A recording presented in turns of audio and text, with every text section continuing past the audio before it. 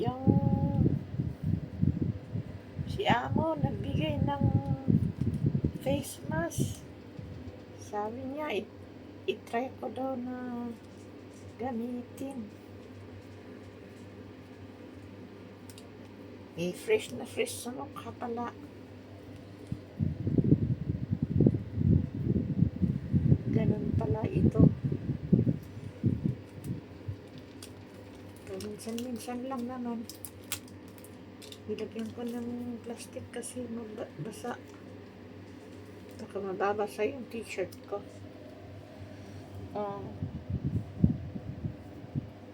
Ganyan ang